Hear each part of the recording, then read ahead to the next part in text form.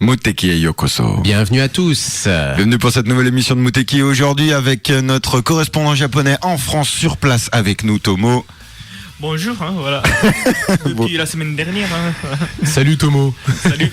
Donc Tomo qui sera présent avec nous pour nous présenter un petit peu des bons plans, les bons plans de Tomo, entre autres. Et encore une fois, ramène bien le micro vers toi, Tomo. Voilà, comme ça tu seras beaucoup plus à l'aise. Le micro est ton ami, parle près de lui. C'est comme Captain Tsubasa. Voilà, le ballon est ton ami. N'aie pas peur de lui. Oui. On espère que vous allez bien. Une heure de son japonais, c'est comme tous les samedis matins, évidemment. On a commencé avec les scandales, avec un titre effectivement un petit peu différent de ce qu'elles font d'habitude. C'est facile à retenir. C'est un titre qui a quelques années quand même, qui s'appelle Playboy. Non, sans blague. Avec son superbe refrain You are the Playboy, qu'elle répète environ 25 fois pendant la chanson. Donc voilà, un titre assez marrant et qui s'éloigne un petit peu du rock qu'elles font d'habitude. Aujourd'hui, qui a sorti il y a pas longtemps, on l'avait dit, voilà, un petit peu hors antenne, un single en commun avec TM Révolution. Pas tout à fait un single en commun puisque la première piste, si mes souvenirs sont bons, peut-être que j'inverse. La première piste est interprétée par TM Révolution, la deuxième par Scandale. Donc c'est pas tout à fait un single en commun, mais c'est le disque qui est en commun. Pour tous ceux qui aiment la musique, donc.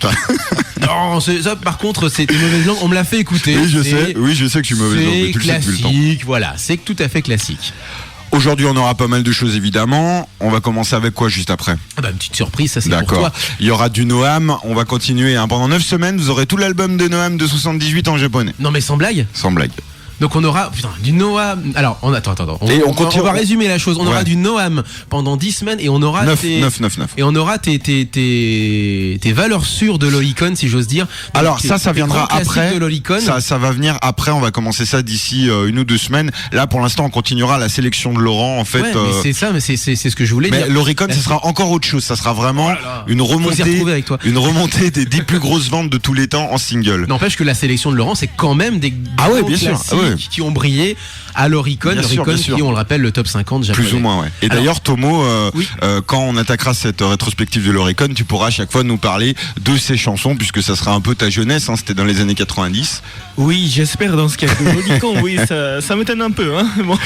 On en reparlera. Oui. Alors, on va, voilà, je voulais juste préciser une dernière chose avant d'y aller, c'est que l'Oricon aujourd'hui, quand vous allez sur le site web japonais donc de l'Oricon, vous avez plusieurs top 50. C'est pas le top comme nous on a connu dans les années 80, notamment en France. Il y a un top étranger, un top national, un top indépendant et même d'autres tops pour les tout ce qui est production visuelle, évidemment les DVD, et les Blu-ray. Ils ont un top ce qu'ils appellent domestique, c'est-à-dire très segmenté aujourd'hui. La musique japonaise.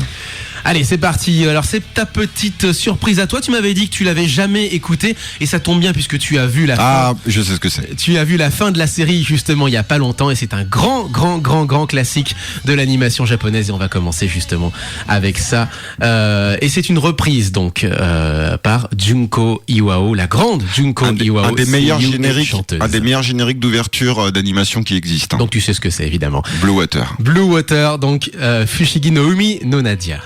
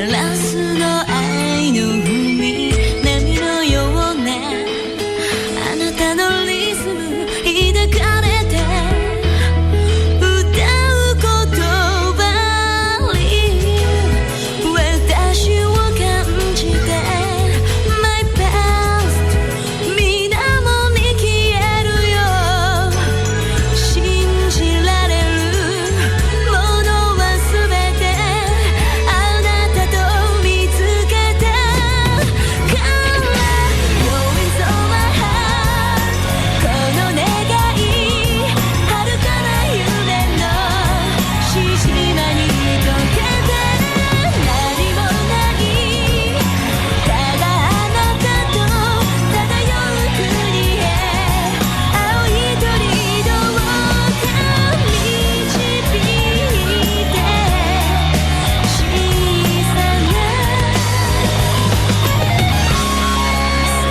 が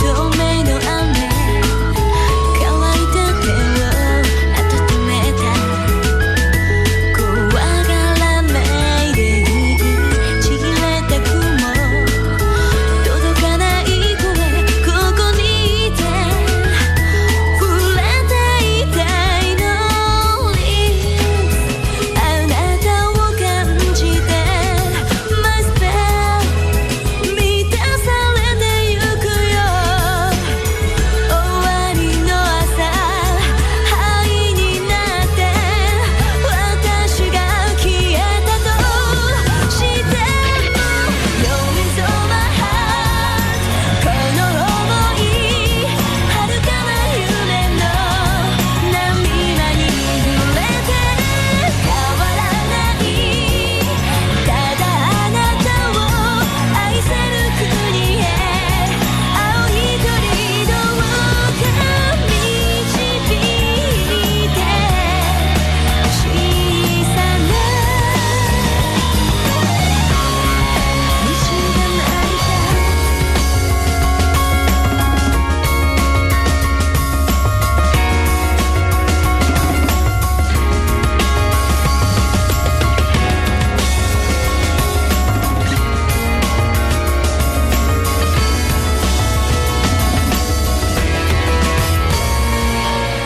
雨色の雫浴びて悲しみの糸ほどけてく You're in so my heart この願い遥かな夢の獅子島に溶けて何もないただあなたと漂う国へ青い鳥どうか導いて小さな空が泣いた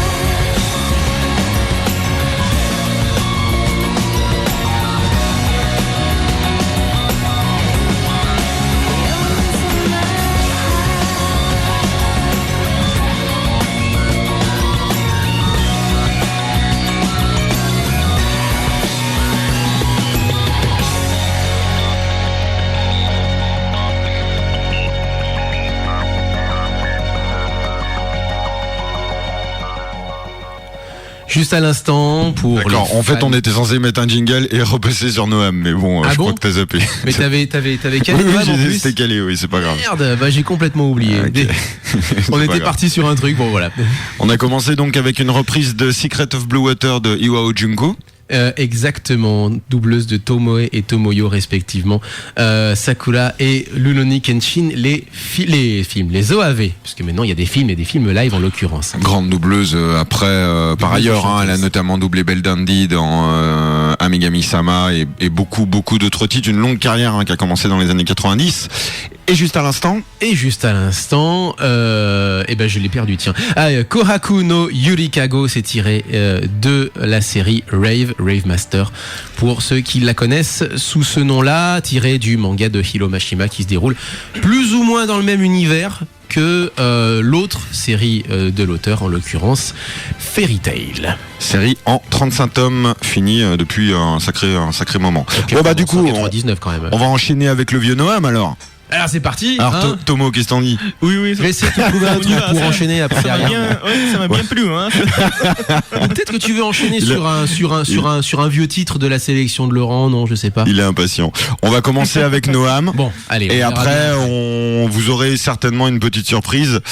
Et avant d'enchaîner sur Noam, puisqu'on a failli à tous nos devoirs en quelque sorte, vous pouvez nous appeler durant cette heure d'émission, durant ces 3 quarts d'heure désormais d'émission, sur le 04 78 39 18 15, c'est le numéro de Radio Canu.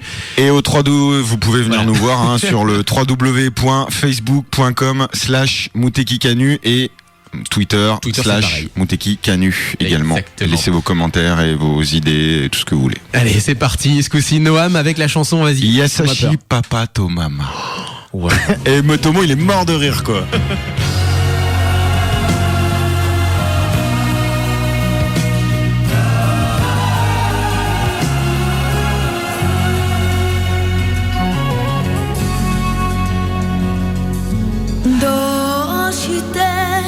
優しいパパとママは何があって別れてしまうの僕は分からないその訳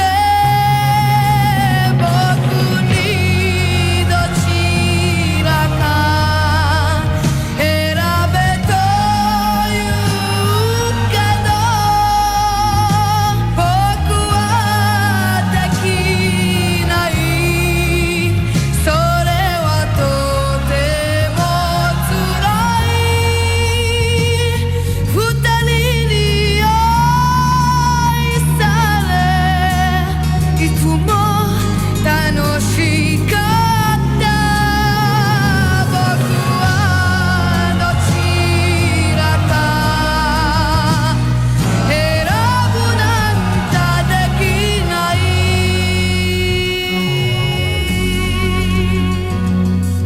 大人の間の深いわけより僕に残る二人の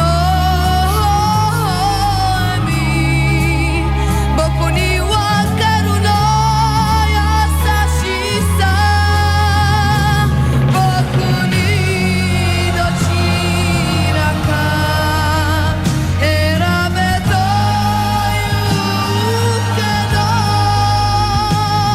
僕にとっては二人いつも一緒どちらか一人と笑顔交わせないよ僕にどちらか選ぶことは難しい僕にどちらか選べというけど僕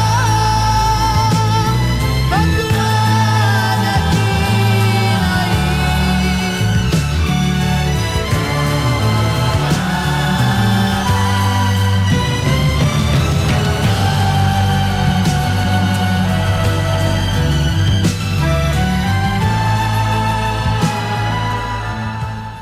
Écoutez Muteki sur Radio Canu. 102.fm. C'est un conseil de Vegeta.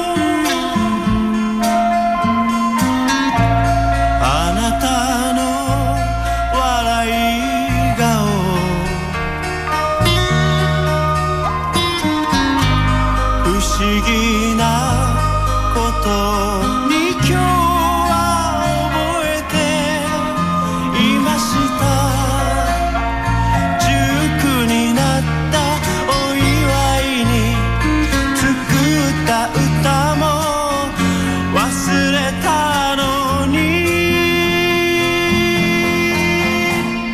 寂しさだけを手紙に詰めてふるさとに住むあなたに送るあなたにとって見飽きた文字が季節の中で埋もれてしまう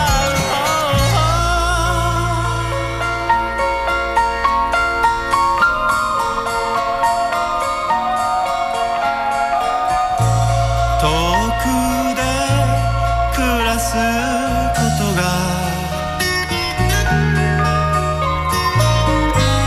二人によくないのは分かっていました曇りガラスの外は雨私の気持ちはかけません寂しさだけを手紙に詰めてふるさとに住むあなたに送るあなたにとって見飽きた文字が季節の中で埋もれてしまう鮮やか色の春は影の眩しい夏の光は強く秋風の後雪が追いかけ季節は巡りあなたを変える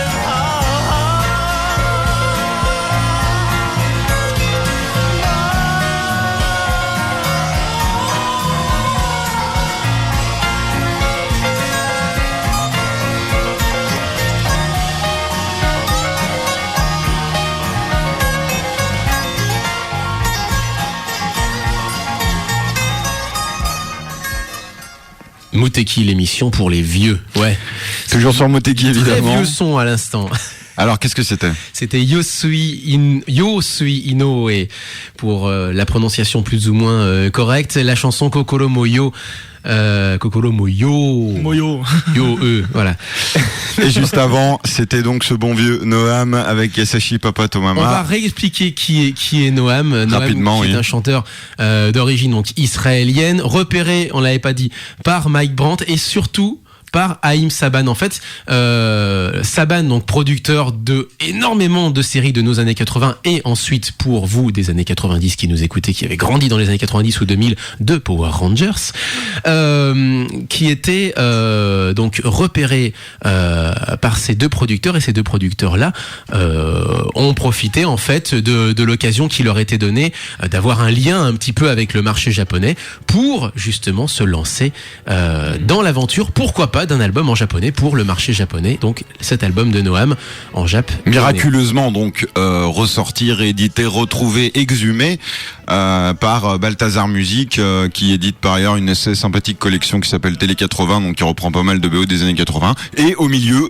allez comprendre pourquoi, il y a Noam chante en japonais, un album fantastique que vous allez découvrir pendant 9 semaines. On en a déjà fait 2, il reste 7 semaines. Il m'a pas prévenu avant le début de l'émission, je me suis dit merde, qu'est-ce qu'on va faire là pendant 9 semaines? On va T'inquiète avoir pas, ça. et il en reste plus que 7. Une dernière anecdote sur Noam, je parlais de Mike Brandt, exactement comme Mike Brandt, il apprenait ses chansons en phonétique sans comprendre ce qu'il chantait. Et notamment le troisième générique de Goldorak, pour autant, il chante bien, c'est un hein, générique oui, oui. qu'il a chanté dans les années 70 sans parler un mot de français, à part peut-être le français Ouais, tous les jours vite fait, on mais a- il arrive du fond de la terre, non, mais tout du à fond fait. de l'univers, il savait pas ce que ça voulait dire. Après, on a quand même Tomo avec nous, qui est japonais, et franchement, il chante bien quand même. Ouais, c'est. Enfin, je te dis pas que c'est bien, mais je te Ah non, dis. si, il chante bien, franchement. Voilà, tu vois, t'es là. J'ai cru que c'était un japonais. Hein, Ah, tu vois, ça c'est un beau compliment. Faudra qu'il puisse l'entendre. Noam, si tu nous entends, voilà. On passe aux news tout de suite. Non, on va plutôt passer Non. justement à notre petite visite avec Ah oui. Tomo. D'accord, Alors, la alors on semaine le fait dernière, avant, on alors. était parti, oui, parce que les news c'est vraiment quelque chose de très très rapide. D'accord, très bien. On va l'expédier ça assez rapidement en fin d'émission. Mais la semaine dernière, on se baladait du côté d'Akihabara.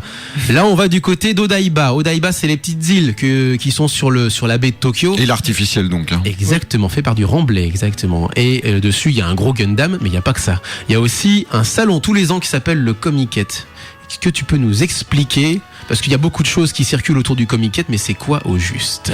Oui, d'abord le Comiket, c'est une convention du manga et de l'anime, comme vous le savez hein, peut-être. Hein. Oui. Et, Mais et c'est peut-être bien- pas une convention professionnelle, il y a beaucoup... Enfin, Non, est-ce c'est que c'est une plutôt- convention c'est plutôt uniquement le- d'Ojin? C'est plutôt les amateurs et normalement... Ah si, il y a des professionnels qui viennent. D'accord. Bah, des entreprises, hein, et du manga, etc.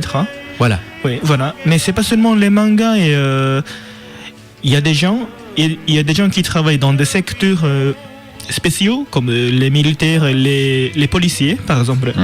Ça, ils écrivent des mangas ou des récits de leur vie professionnelle et tout. Hein, ouais. Donc c'est peut-être à ce moment-là que des scénarios peuvent s'échanger, ou on peut signer des contrats. Oui, c'est plutôt des échanges culturels hein, entre. Voilà. Entre À la base, c'est plusieurs. ça, oui, c'est ça. Il y a des littératures et tout. Ouais.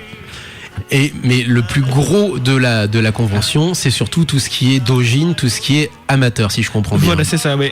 Faut Dans la aussi- plupart des cas, normalement, c'est des amateurs. Il y a plus de 30 000 associations qui viennent. Alors faut Ouais, aussi, sûr, faut, ouais. voilà, faut quand même préciser que le Comiket est un événement, à ma connaissance, l'événement qui attire le plus de monde Oui, au, apparemment, au c'est monde, en oui, fait. C'est la plus grande convention de cette culture hein, au monde. apparemment. Il y a une année, alors je sais plus si c'était il y a quelques années, où il y a une journée où il y a eu 2 jours où il y a eu quand même 500 000 visiteurs. 500 000. Et l'an dernier, on a battu le record. Et, Ou alors c'était l'an dernier. Non, combien 590 000. Voilà, sur. Vous imaginez, alors qu'en 100 jours, France, c'est ça. Japan Expo plafonne à 230 000 220, ouais, voilà. 220, 230. Donc il y a pas mal de choses intéressantes hein, là-bas. Il faut pas craindre la foule, hein. Ça, Autant te dire, faut pas être agoraphobe, parce que sinon, oui, c'est ça. Dans les bâtiments, il y a des gens d'un opérateur de téléphone qui se baladent avec leur, je sais pas comment ça se dit, c'est. Avec des émetteurs peut-être. Oui, c'est ça, de réseau, c'est ça. Ouais. Ah oui, d'accord, parce que Parce que c'est tout le monde utilise leur portable et tout, bah ça marche pas sinon. Ah, t'imagines une bonne 600 idée pour Villepinte, ça justement. 600 000 personnes, faut, mais l'organisation qu'il faut, quoi. Il y a qu'au Japon que ça peut se passer, ça. Et alors, il y a un truc à savoir, c'est que selon les jours, en fait, le Comiket, Oui. contrairement à Japan Expo où beaucoup de stands sont les mêmes d'un jour à l'autre, le Comiket, les stands sont pas forcément les mêmes selon les journées. Est-ce que tu peux nous expliquer le déroulement de la convention? Ça normalement c'est sur 3 jours. Le premier jour, ça j'ai jamais visité, mais C'est pas que les professionnels, non, le premier jour?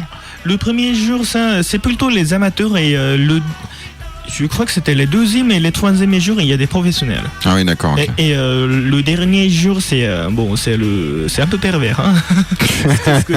ce que les gens vendent. Hein. Il y a beaucoup, une Un grosse peu. scène, hentai, ecchi, tout ce qui est manga de cul. Voire Voilà, carrément c'est plutôt ça. Ouais. archi trash, quoi. Mais, Oui, ouais. donc ça, c'est le.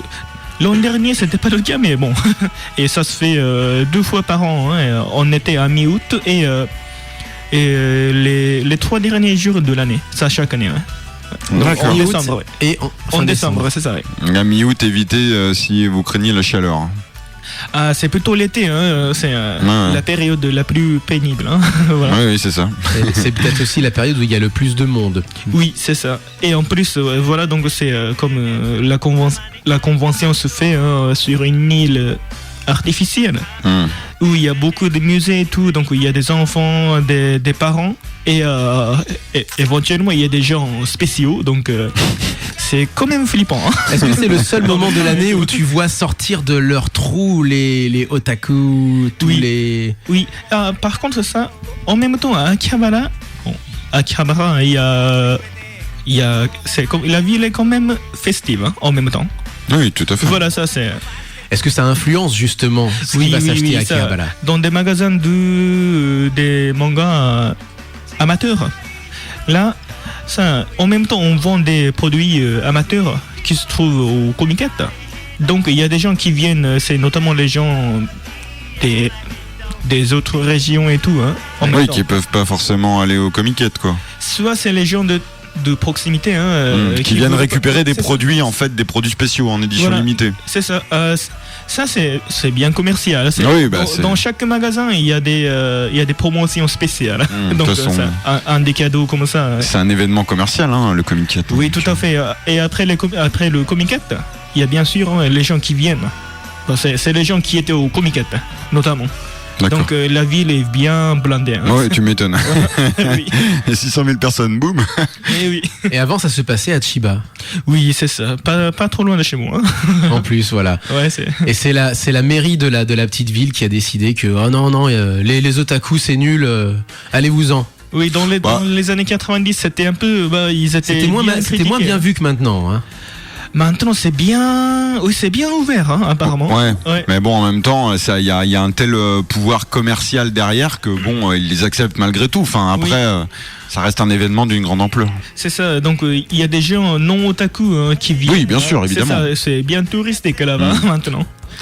Et dernière chose également, moi j'ai connu le Comiket notamment par le fait qu'il y avait un cosplay géant, ouais, vraiment Oui. des attroupements autour de cosplayers et ça se fait de manière très précise. Il faut attendre son tour et après tu prends la photo et tu t'en vas. Oui, c'est ça. Il faut demander si on peut prendre des photos, etc. Et les gens qui se déguisent, c'est pareil. Ça, ils peuvent pas venir en déguisement. Ça. Donc il y a une salle réservée et tout bien à l'avance, etc.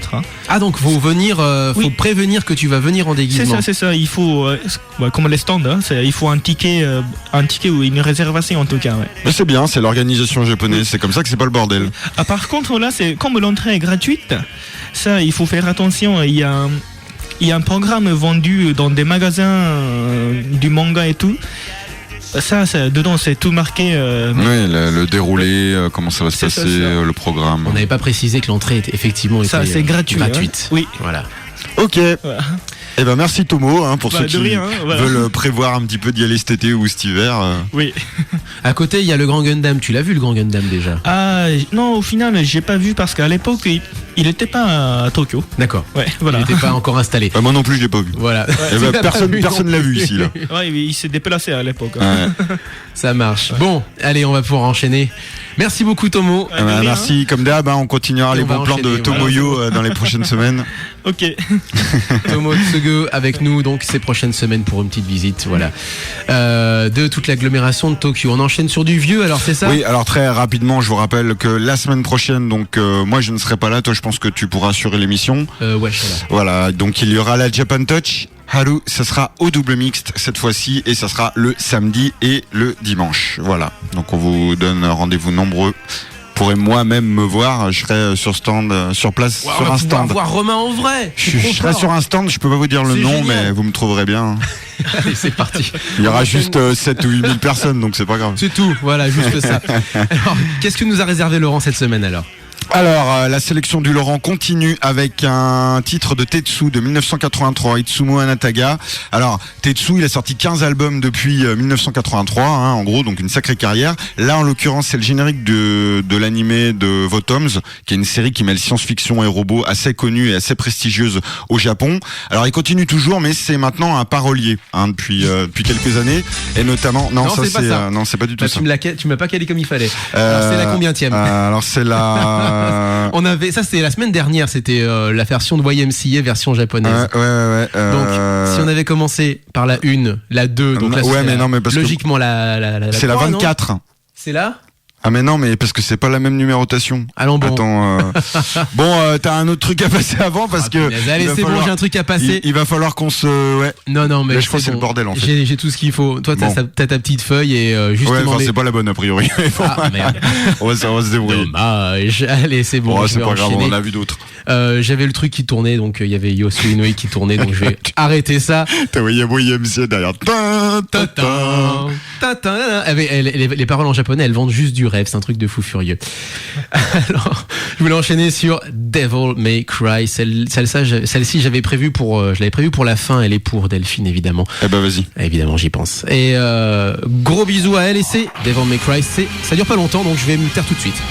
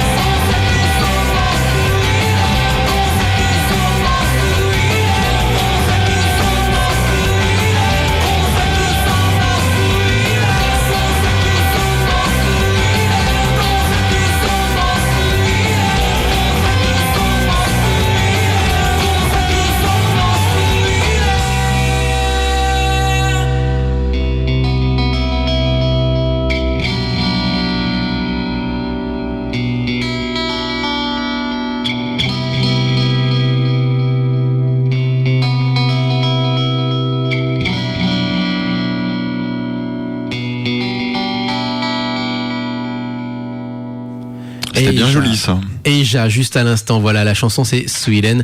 Et celle-ci, elle était pour Jelly, la petite Jelly Kila qui continue à faire du rock et qui fait des lives désormais, des Nikonama, donc des shows en live sur Nico Doga, le YouTube japonais, tous les dimanches à 14h. Quand je peux relayer ça, je le fais. Et donc à chaque fois, scrutez la page Facebook de Muteki, vous aurez le lien notamment pour l'avoir chanté. Ok, donc on reprend la sélection de Laurent. Donc on disait avec Tetsu Itsumo Anataga. C'est bon, t'as retrouvé ton truc. Voilà, donc depuis il est parolier. Voilà, on était là. Carrière de 15 albums depuis 83 et il a travaillé notamment pour Aikawa Nanase, Zard, et il a même écrit pour les Kinky Kids et les AKB 48. Effectivement, j'avoue. Carrière très éclectique. 83. Hein. Le nom ? Tetsu Itsumo Anataga.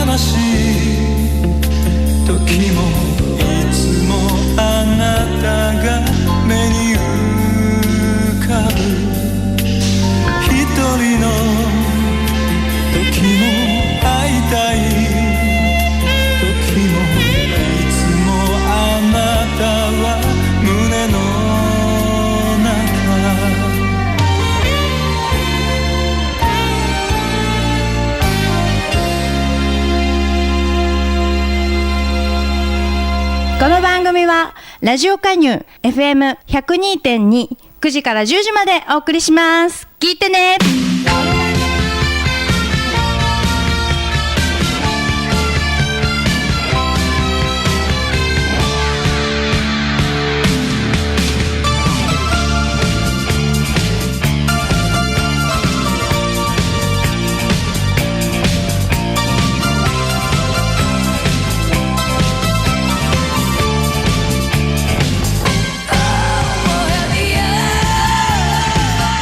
破れかけ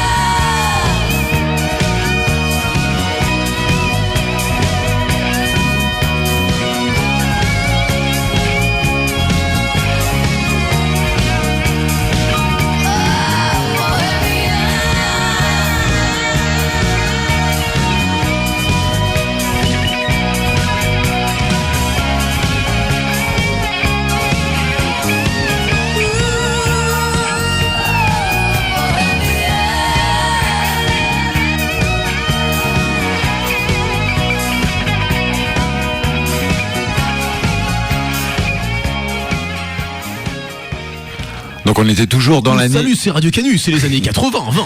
On est toujours dans l'année 1983 avec Et voilà. Katsuragi Yuki, la chanson Bohemian. Donc c'est une chanteuse, hein, elle a une voix effectivement très très rauque qui pourrait être assez androgyne. C'est un peu la Bonnie Tyler japonaise, non? Un peu, ouais. Voilà. Peut-être, sûrement, je sais pas, je connais que celle-là, mais et donc elle poursuit quand même sa carrière depuis 1974. Et elle continue encore aujourd'hui. Hein, donc ça fait quand même une belle carrière de 40 ans, quoi. Donc Hein. une 40 ans de carrière. creuser, quand même. voir C'est si pas les Johnny. Japonais peuvent pas nous passer des albums récents d'elle. C'est pas justement, Johnny, mais presque. Oui, mais je pensais à Bonnie Tyler, c'est exactement la même époque. C'est ça. Ça ou Kim Carnes. C'était les voix cassées des années 80. Allez, on va enchaîner sur les petites news. Alors justement, puisqu'on parle d'années 80, il y a un auteur qui est né en 81, donc qui a lui connu les années 80, mais en tant que gosse, Yasuo Muroi. Alors il est pas auteur, il est animateur, il est dessinateur et il a été animateur sur pas mal de séries et de films. Je pense à des films de Naruto, aux 2 films de Evangelion, à des films de Doraemon également. J'essaie de retrouver en fait toutes les références que j'avais. Voilà, un film de Prince of Tennis. Il a été aussi animateur sur Arrietty et Le Petit Monde des Chapardeurs de Ghibli. Du beau linge, comme on dit. Sur le film également de Fate Stay Night, entre autres. Et il sera en conférence interactive, également visualisable, regardable sur Internet. La conférence, elle, se passe à Grenoble, à la Maison des Sciences de l'Homme Alpes, sur le campus, à l'arrêt bibliothèque universitaire, donc en plein cœur du campus grenoblois. Donc une conférence qui aura lieu le jeudi 22 mai de 10h à midi. C'est à suivre, on aura l'occasion d'en reparler, c'est le 22 mai. Ce week-end également, aujourd'hui, il y a Bakanim, petite convention organisée uniquement aujourd'hui sur un autre campus, celui de l'NCI, ENS2IE, à Évry, c'est au sud de Paris. Donc c'est aujourd'hui uniquement, avec notamment une conférence d'une cosplayeuse qu'on aime beaucoup ici, puisque pour la connaître et la voir dans plusieurs conventions, qui est en l'occurrence Pichou. Bonjour à elle et un gros bisou à elle. Elle sera en conférence aujourd'hui donc à Bakanim, à Évry. J'ai à peu près fait le tour. Ah oui, non, il y a aussi Adams, le duo Adams, qui joue beaucoup sur son image homosexuelle, tu sais, genre très sensuel en fait, de duo pop japonais. C'est un duo pop en fait, et qui sera en concert dimanche soir à la péniche La Légia à Liège en Belgique. Voilà. Et puis dernière petite chose, est-ce que tu as regardé tu as regardé toi Tokyo Rivers?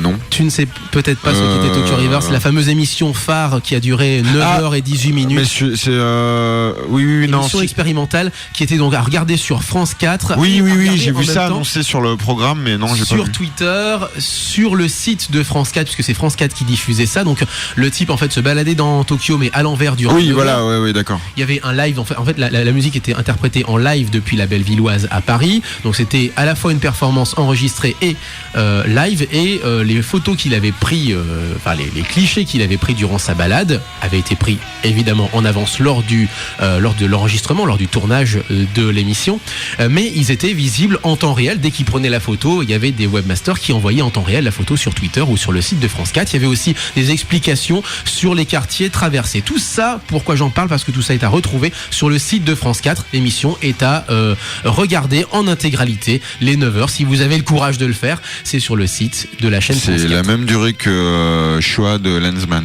Oui, non, c'est vrai, même 18 minutes de plus que Shoah de Landsman, puisque Shoah avait duré 9h, il me semble. D'accord.